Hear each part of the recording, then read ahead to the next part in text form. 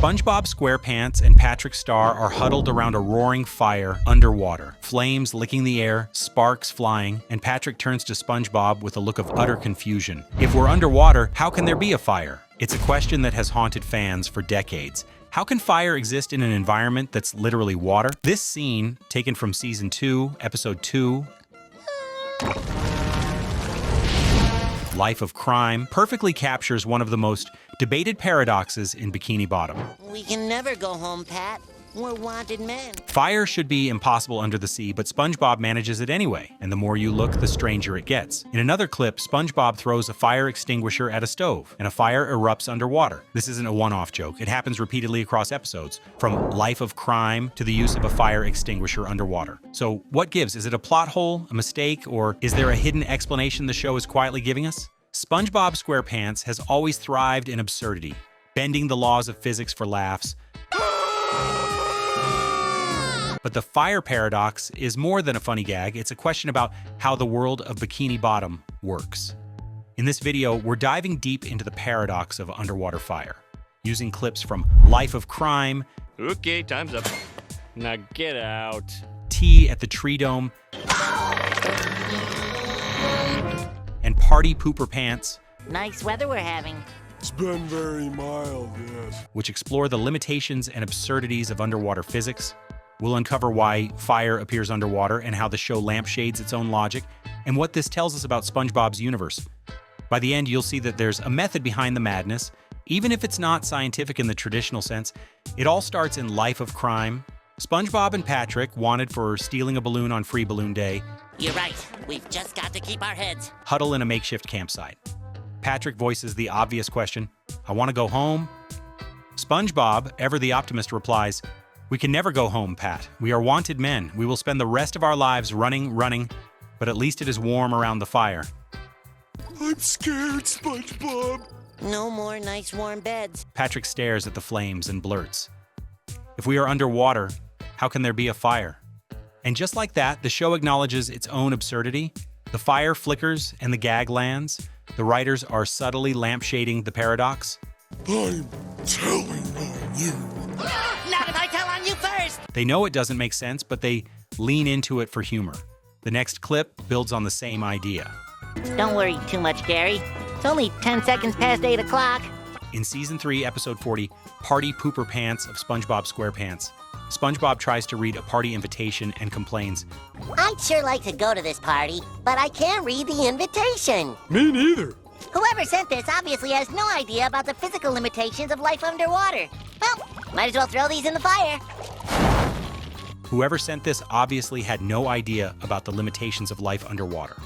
Then, without hesitation, he throws the papers into a fire. Once again, a flame burns underwater, and the show leans into the impossibility with a wink to the audience.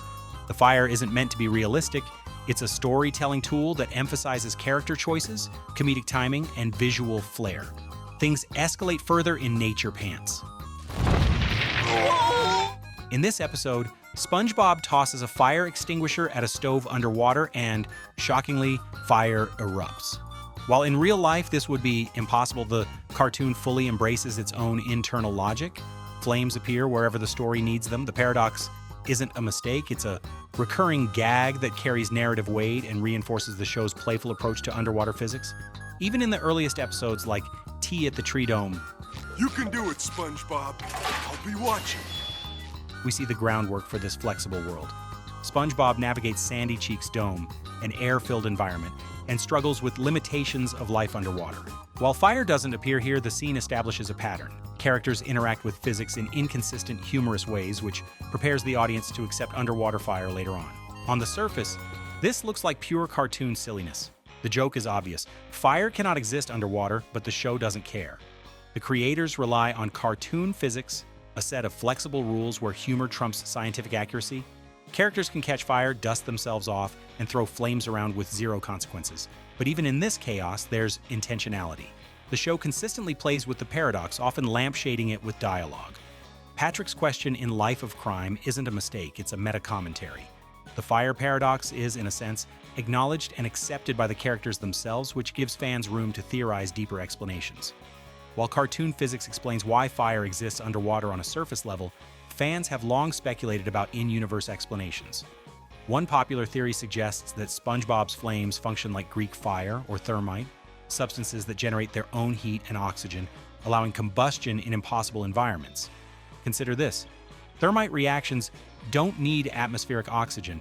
They create extreme heat by combining metal oxides. In a cartoon context, SpongeBob and Patrick might be producing an exaggerated version of this chemical reaction. It's a playful nod to science while still maintaining the show's comedic absurdity. Another fan theory is the oxygen pocket explanation. Air bubbles are abundant in Bikini Bottom, created naturally by sea critters, trapped in structures, or exhaled by the characters. 1, 2, 3. 1, 2, 3. Mr. Krabs, can we please go now?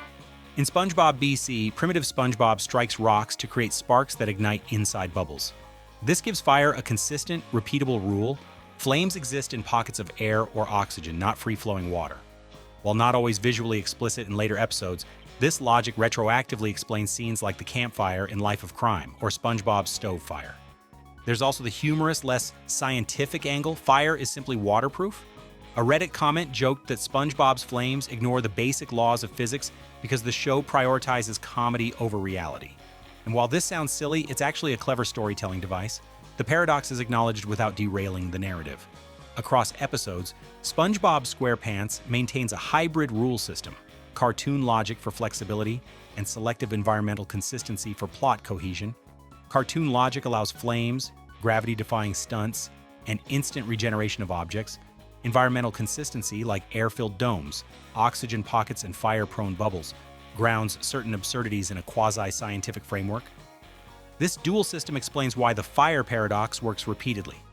Episodes like Life of Crime, Look what I've got! Party Pooper Pants, Nice to meet you, Patrick. and Nature Pants all follow the same underlying logic. Fire is allowed when conditions in the cartoon world permit it. The show never treats it as realistic, but it's not arbitrary either. By combining humor and structured absurdity, the writers create a universe that feels chaotic but is surprisingly coherent. Fans might notice inconsistencies, but the recurring patterns, sparks, oxygen pockets, air domes, signal that the writers have an internal logic guiding even the most ridiculous gags. I think what's really going on is that SpongeBob SquarePants is a show about the joy of bending rules while hinting at internal consistency. Fire underwater isn't just a gag, it's a demonstration of how the series balances the impossible with the plausible within its own world. Key moments supporting this thesis. 1. Patrick questioning the fire in Life of Crime. The show acknowledges the paradox. 2. The fire extinguisher scene demonstrates flames obeying cartoon rules rather than physics. 3. SpongeBob BC's spark ignition inside air pockets establishes a repeatable rule for combustion in the series. 4. Recurring jokes about oxygen limitations in tea at the Tree Dome, foreshadowing the selective realism of underwater fire. The bigger picture? This paradox teaches fans to appreciate cartoon world building. The show isn't careless, it's deliberately flexible, mixing absurdity with rules that only reveal themselves when needed. Fire underwater is a fun, memorable way to illustrate that balance. You came in wondering, how can fire exist underwater? And in a way, SpongeBob does exactly that. Episodes like Life of Crime and SpongeBob BC reveal that the flames aren't mistakes. They are carefully constructed gags operating within a hidden framework. The paradox is solved subtly and brilliantly. Fire burns underwater because Bikini Bottom follows its own rules, blending cartoon physics with selective logic. So next time you see SpongeBob and Patrick gathered around a fire, remember, this isn't just silly chaos.